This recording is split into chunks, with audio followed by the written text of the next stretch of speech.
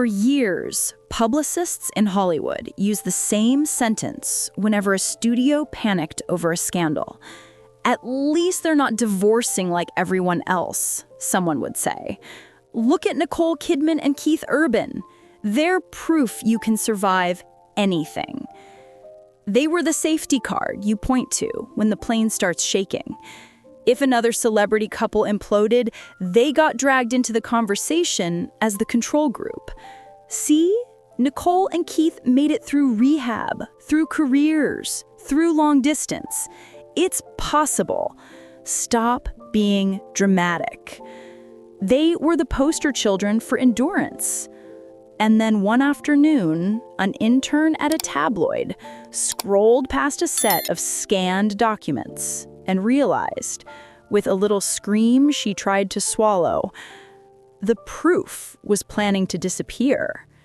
The headline on the draft legal file was blunt, clinical, and obscene in its coldness.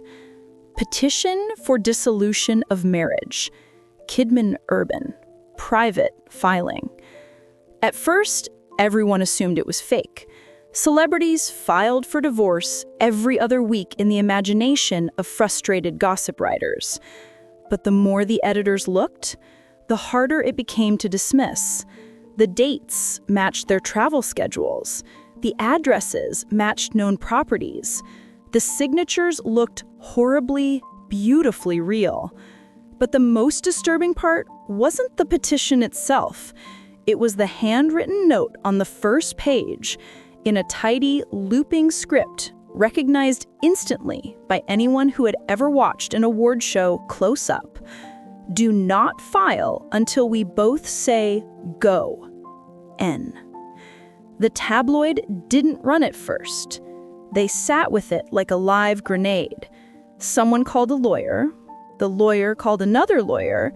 That lawyer called a publicist. The publicist called someone whose contact name in her phone was just KU manager.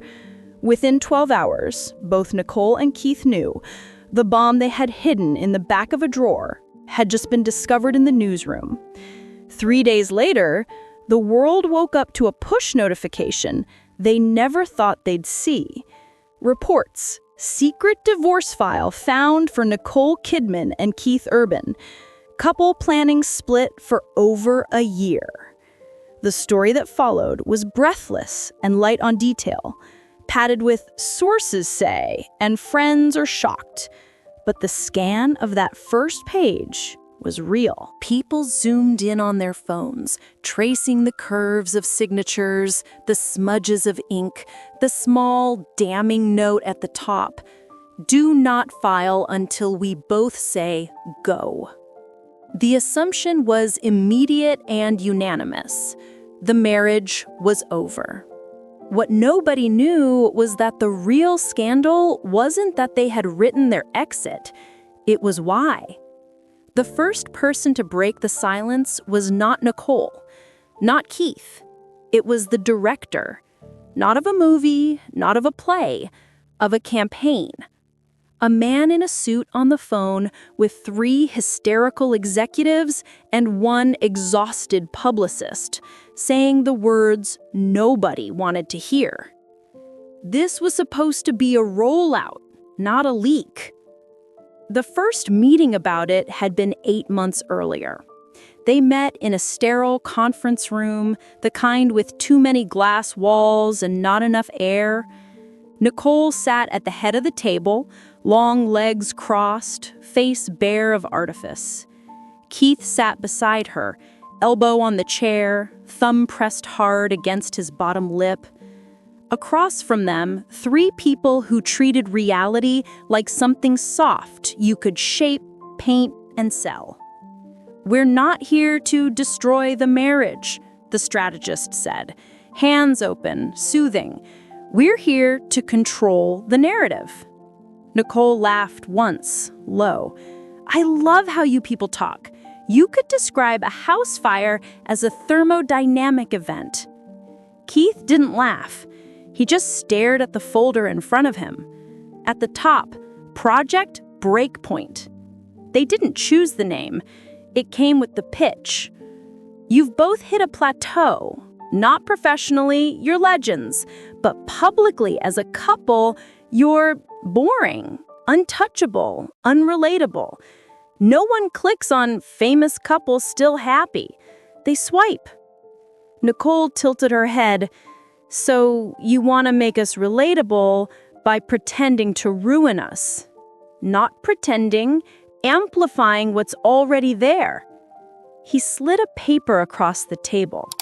On it, 3 brutal words. Controlled public breakup. Underneath, a series of bullet points. Private trial separation, already happening. Anonymous leak of legal draft, controlled outlet. Parallel creative projects, breakup album/breakup limited series. Emotional interviews, carefully timed. Surprise reconciliation finale. Joint project, premiere, charity angle. You turn your pain into a product, the strategist said.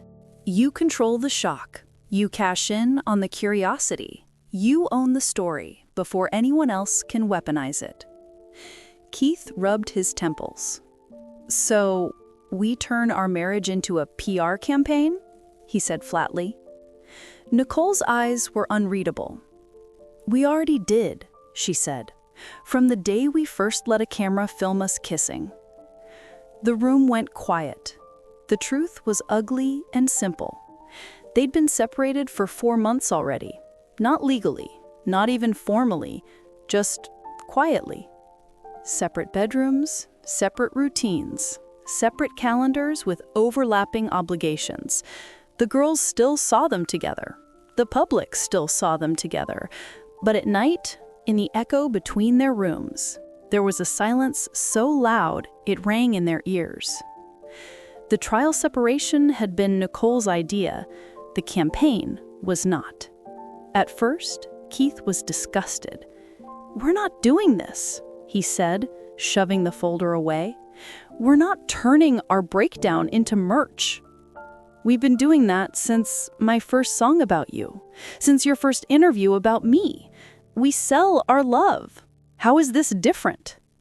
This is manipulation, he shot back. She held his gaze. So was every picture we posted after a fight, she said. He flinched. What do you want, Nikki? He asked. Truth or stability? Because you can't have both in this business. How about survival? She said quietly. Can we start there? The strategist watched them like a scientist observing 2 wild animals, deciding whether to chew through the trap or each other.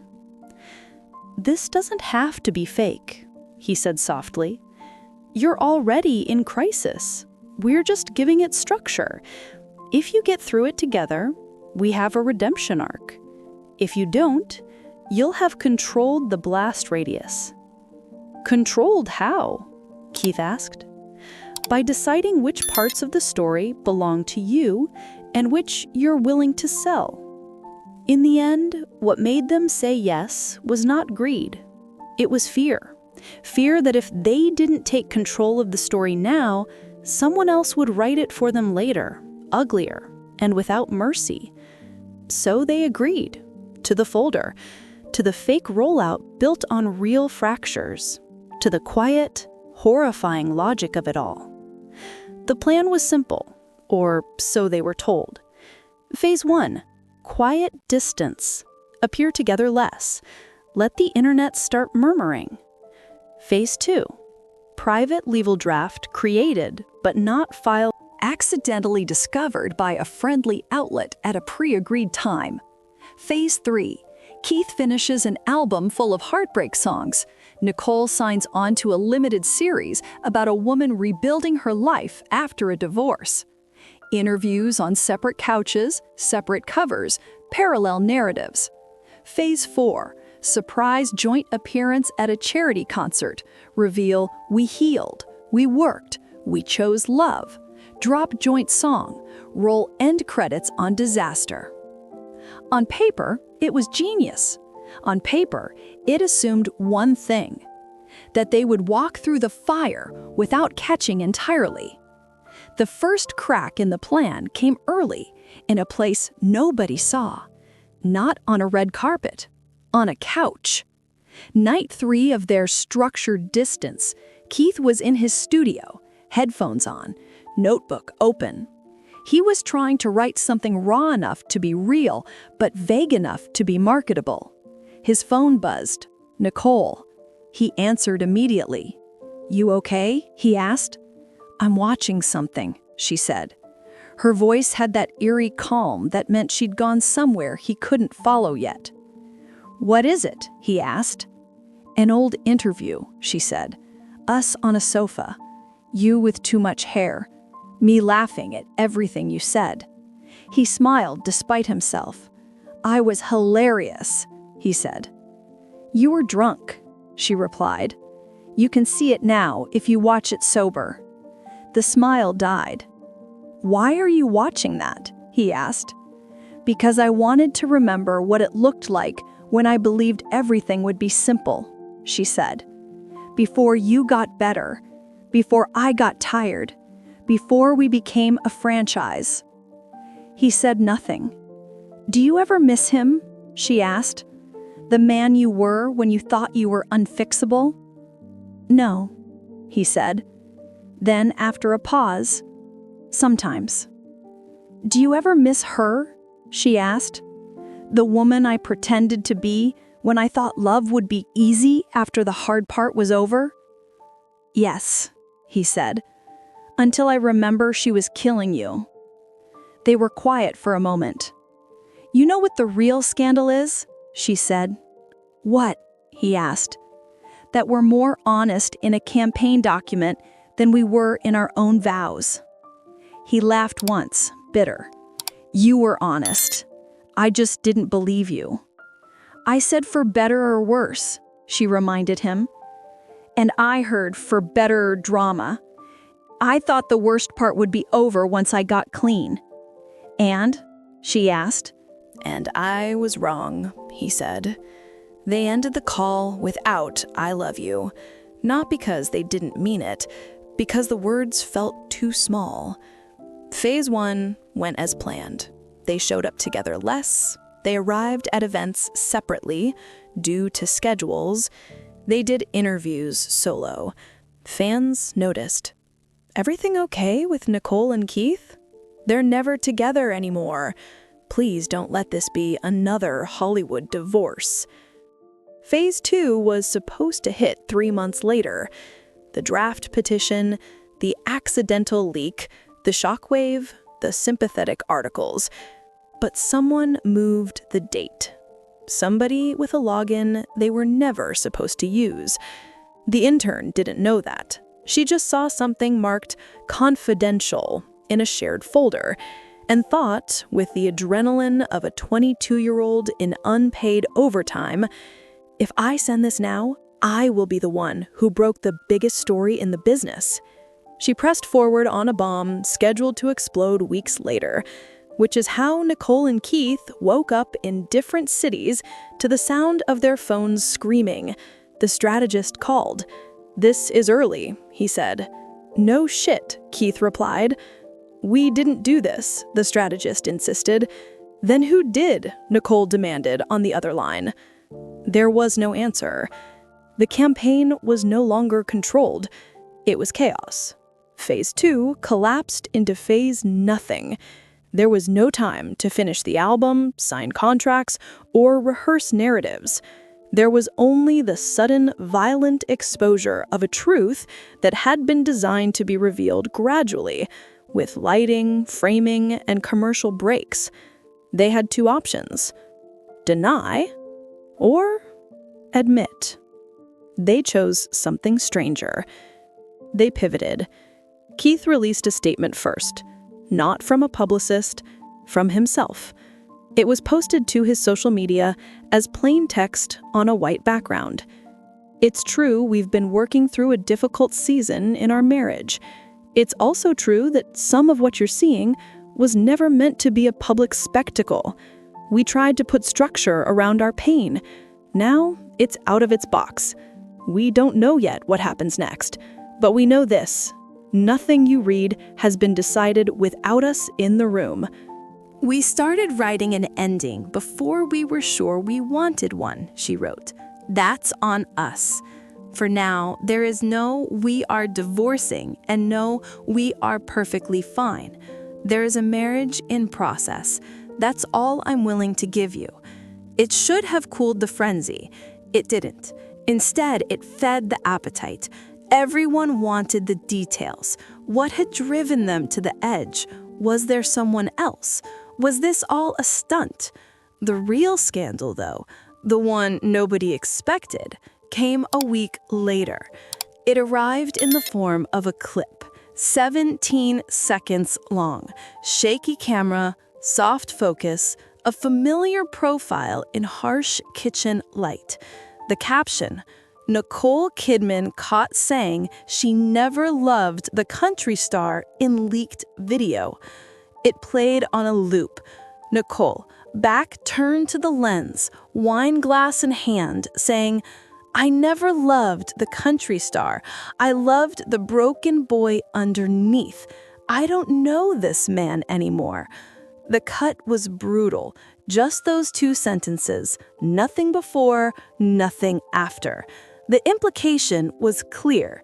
She'd used him, she didn't love who he'd become, she wanted the chaos, not the healing. Comment sections lit up. She loved him more as an addict? That's sick. So she was addicted to his brokenness. He got better and stopped being interesting to her? Is that it? Keith stayed silent for 3 days.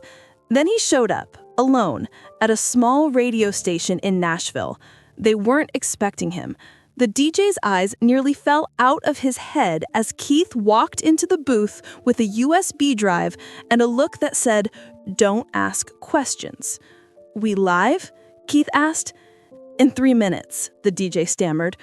What are we? Keith handed him the drive. Play this when I tell you, he said. 3 minutes later, the red light went on. We've got a surprise in the studio today, the DJ said, voice shaky. Keith Urban just walked in, completely unannounced. Keith, man, the world's been talking. Keith cut him off gently. I know. That's why I'm here. Everyone's seen the clip, the video of Nicole saying Keith, play the rest. The DJ blinked. The rest? He asked. There's always a rest. Keith nodded at the console. Hit it. The DJ pressed play. The 17-second clip started. Nicole's voice. I don't know this man anymore. Then, for the first time, the world heard what came next. A pause. Then Nicole's voice again, softer, shaking. And that's my problem. Because he's finally the man he was trying to become. And I don't know how to love him without needing to rescue him. I built my identity around being the woman who saved him. Now he doesn't need saving. And I don't know who that makes me. There was a sound then, a chair scraping, footsteps. Keith's own voice, warm and rough. I still need you, he said in the recording, just not as a paramedic, as a partner. Nicole's laugh, broken. I don't know how to be that, she said. Not yet. The clip continued. You will, he said. If you want to. Silence. Then her whisper. I do. I just don't know where to start. The file ended. The radio station was dead silent. The DJ stared. The phone lines exploded. Keith cleared his throat. That was our kitchen, a year ago. A conversation somebody filmed without us knowing. You heard the part they wanted you to hear. I thought you should hear the rest. The DJ found his voice. Who filmed it? He asked. I don't know, Keith said. We had family around, staff, friends. It doesn't matter. The point is, context turns villains back into humans. He looked directly into the mic. Nicole isn't a monster who loved me more broken.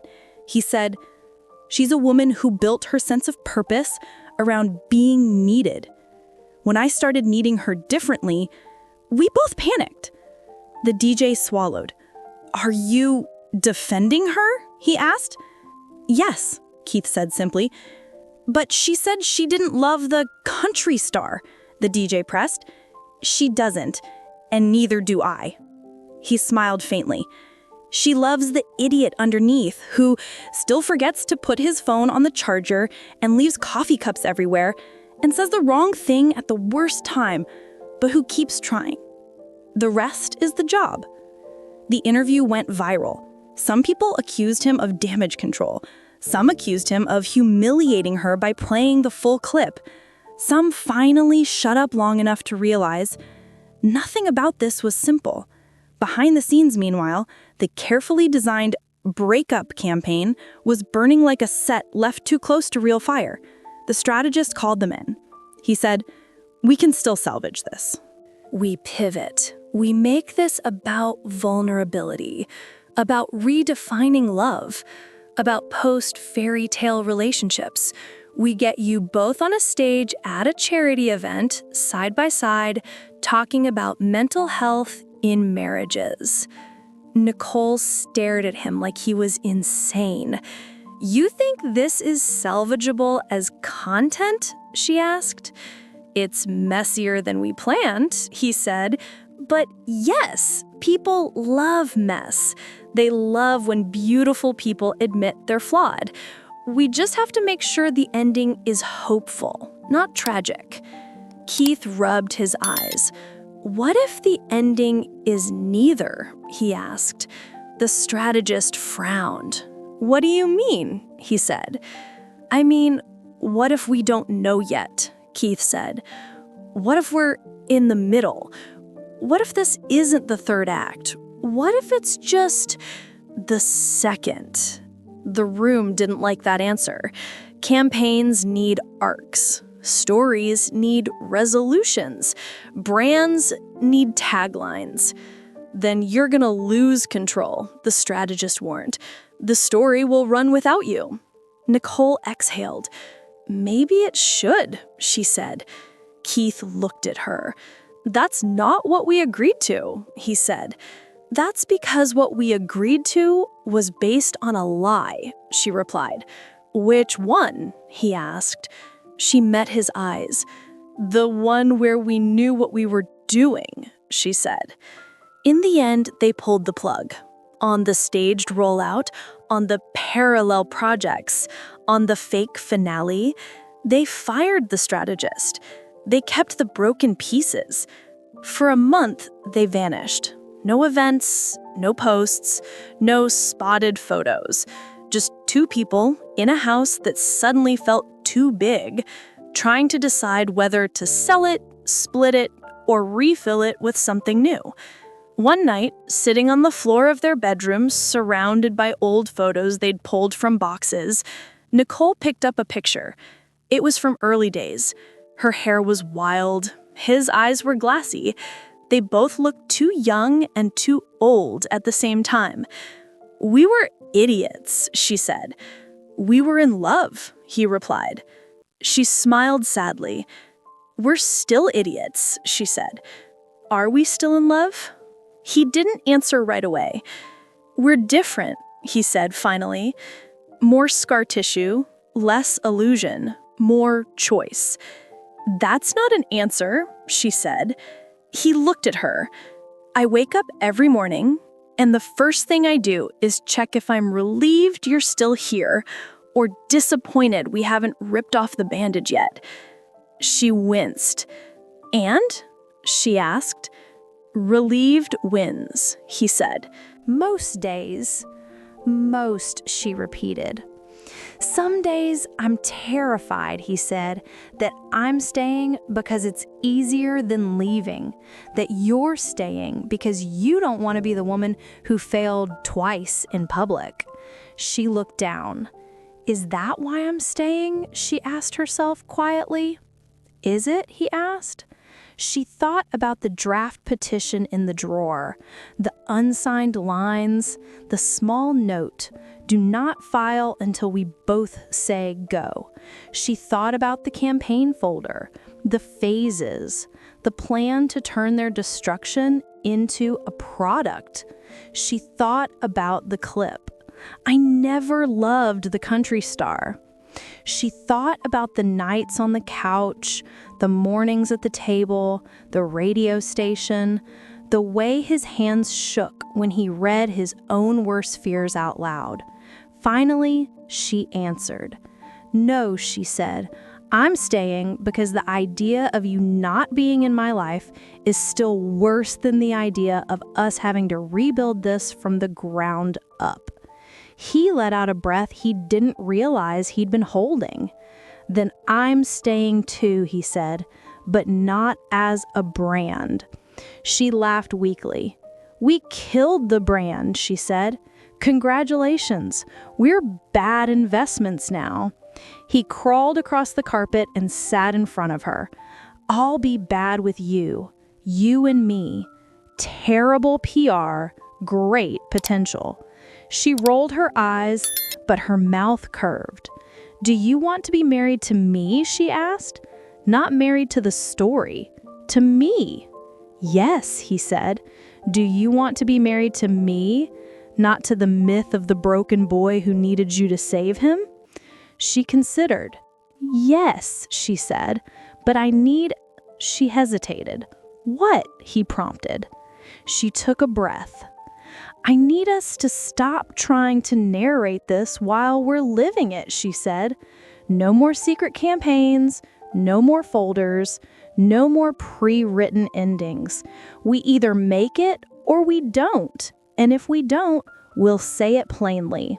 He nodded. Deal, he said. Later, when they finally emerged, the world was ready with questions. Are you together? Is the divorce off? Was this all a stunt? They refused to give a clean headline.